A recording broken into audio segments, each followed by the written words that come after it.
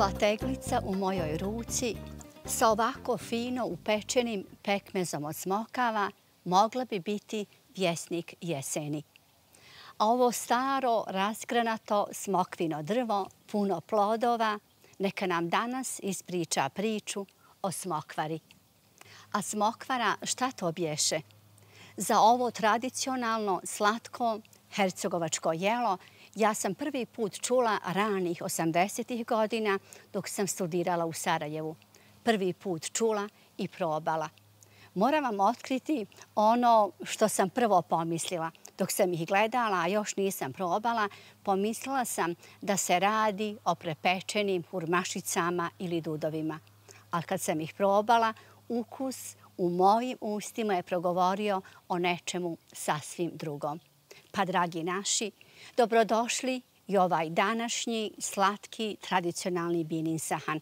Ako ostanete sa nama, mnogi od vas će se prisjetiti ovog tradicionalnog slatkog jela, a neki će, pretpostavljam, i prvi put čuti nešto o tome.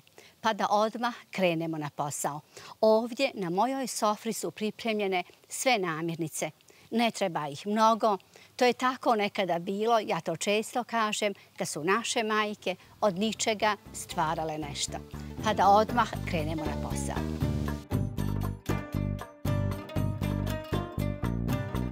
A za ovo tradicionalno slatko jelo ja sam ovdje na sofri, kao što rekoh, već pripremila. Jedno jaje, jedna čaša suncokretovog ulja, jedna čaša vode, jedna čaša slatkog mlijeka, 1,5 čaša brašna, jedna čaša kukuruznog brašna i pola čaše griza. Ovdje je i pekmez od smokava. Nama će trebati jedna čaša i ovog pekmeza i da ne zaboravim, treba će nam jedan prašak za pecivo.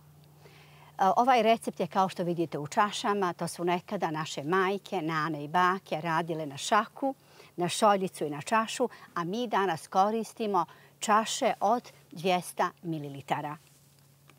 Ovdje u ovom čimkanom sudu je već skuhan šerbet ili agda, kako god hoćete, a za agdu smo, koja je već skuhana, znači i hladna, a za agdu smo koristili jednu čašu pekmeza od smokava, 2 čaše vode i 1,5 čaša šećera. Sve smo to stavili u ovu šerpicu. Kada je prokuhalo, izmiješali smo naravno, kao što znate, kako uvijek spremamo agdu. Sve smo to fino izmiješali, a potom kuhali tačno 15 minuta. Sada je agda hladna i kada naše smokvare budu pečene, mi ćemo ih onako vruće zaliti tom hladnom agdom.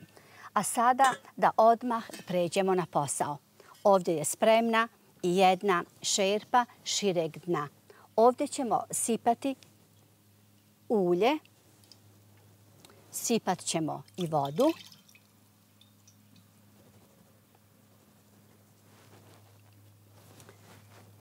Sipat ću i mlijeko i na kraju ću dodati i pekmez.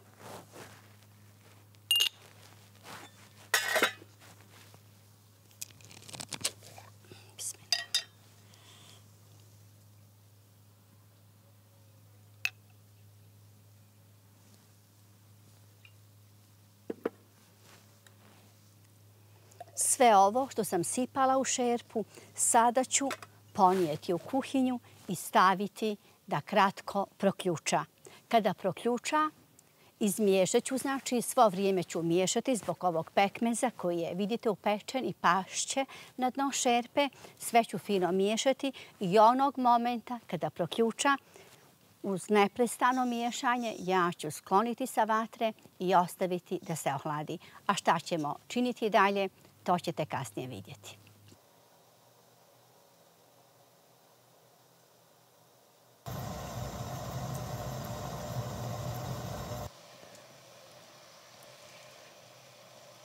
Smjesa je proključala, kratko ću ovako izmiješati i sada dodati 1 čašu kukuruznog brašna i pola čaše griza. Bismillah. I ovo ću sada ovako kratko sve miješati.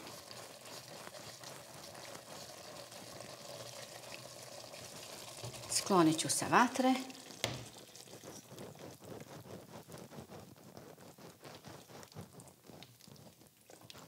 I sad fino sve ovako da izmiješamo, da razbijemo grudvice i potom da nosimo na hlađenje.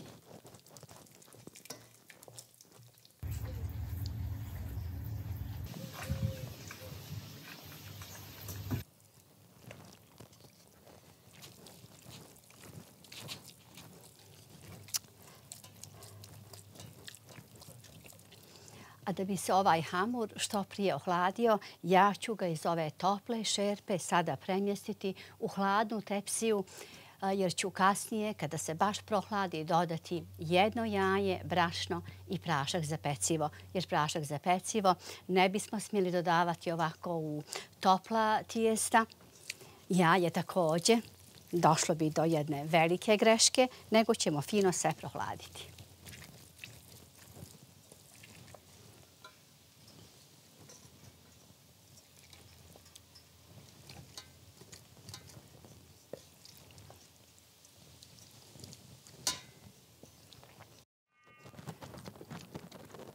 Hamur se prohladio, mlak je, to tako mogu da kažem, pa ću dodati jaje, sve izmiješati, a nakon toga dodati brašno postepeno zajedno sa praškom za pecivo i naravno sve prosijati, a nakon toga oblikovati 20 smokvara.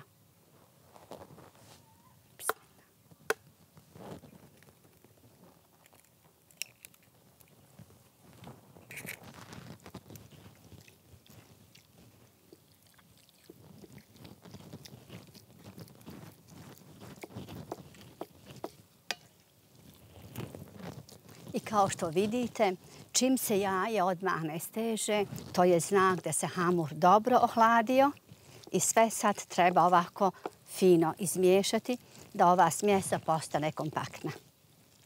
A kad je ovako glatka i beži sa kašike, to je znak da smo u dobrom poslu, da ništa nismo pogrešno do sada uradili.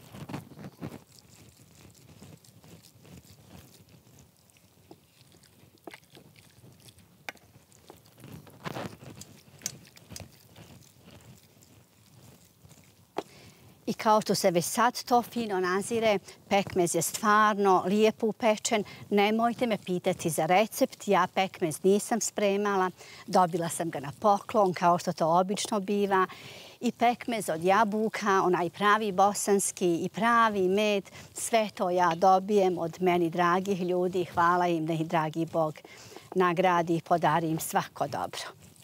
A u mojoj svesci, eto i to da dodam, ovaj recept je zapisan kao bibine smokvare, najvjerovatnije iz razloga zbog one sevdalinke, čudna jada od Mostara grada, u kojoj se pjeva o toj poznatoj Hercegovki Bibi, pa sam najvjerovatnije ja iz tog razloga zapisala ih kao bibine smokvare.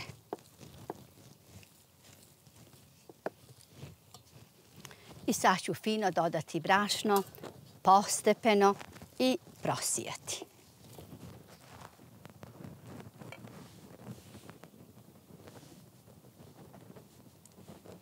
Prašak za pecivo također prosijte, jer uvijek ima grudvica, sve zavisi gdje ga čuvamo. I tako se stvore te grudvice koje kasnije smetaju dok oblikujemo.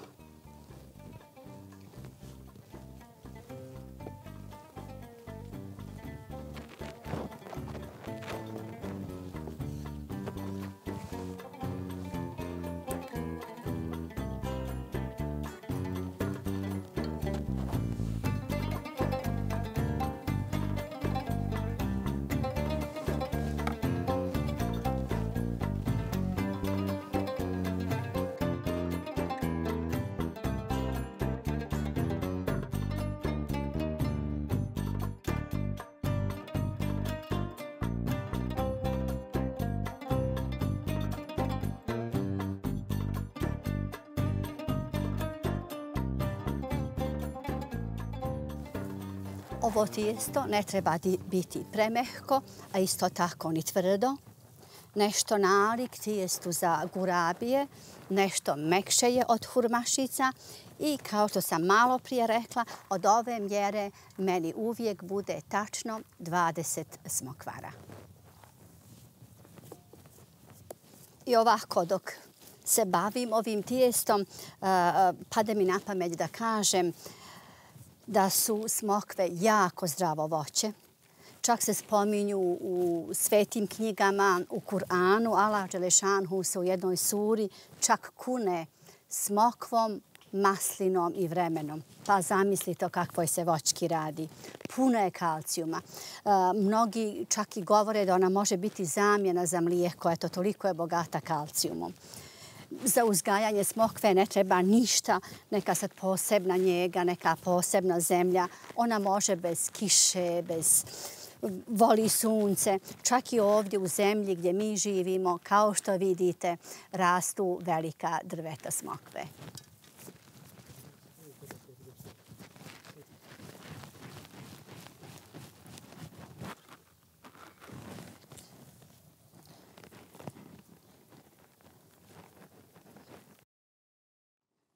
Ja to radim ovako, kao što vidite, podijelim cijelo tijesto na 2 dijela, pa onda od svakog dijela raskolačam po 10 loptica. Pa mi eto, smokvare budu nekako jednake po veličini.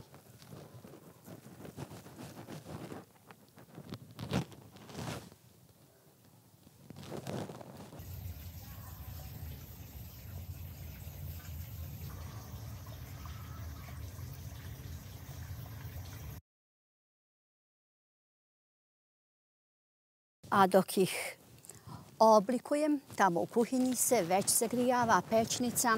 Ja sam uključila na 190 jer je naša pećnica nešto jača.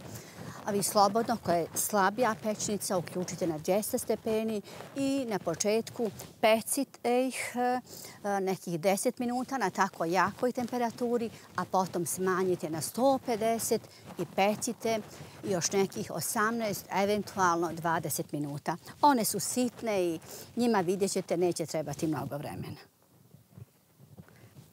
I evo nas kod 20. Kao što vidite, one imaju svoj neki razmak i sada smo kod onog, mogu slobodno reći, veoma važnog dijela posla kada ih trebamo našarati, a one se tradicionalno šaraju nožem. Ja imam ovu kuhinsku spravicu i vidjet ćete kako ćemo ih našarati. Nemojte ih stavljati na rendu, čak ni na brdo, one neće biti to, nego ih našarajte ovako na karir. Tako su govorile naše majke i nane.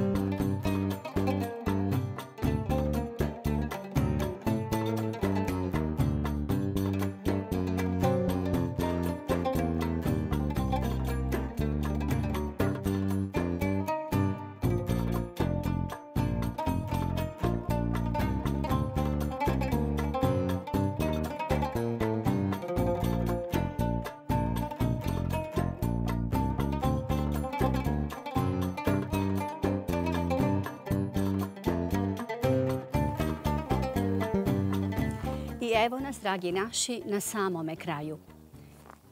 Smokvare zalivene, mame da se probaju.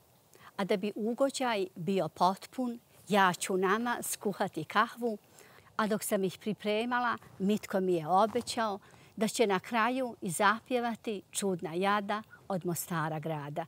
Ja mislim da će ovo ostati jedan od naših dražih recepata.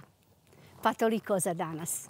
Odavde, ispod ovog starog smokvinog drveta, a iz Bijeljinog Sahana. Mi vas, dragi naši, kao i uvijek, najtoplije selamimo i isto tako vas pozdravljamo uz molbu dragom Bogu da nam svi ostanete zdravo i da se oko Bog da opet u Muratima i drugim radostima sretnemo u našem sljedećem prilogu. A do tada svako dobro.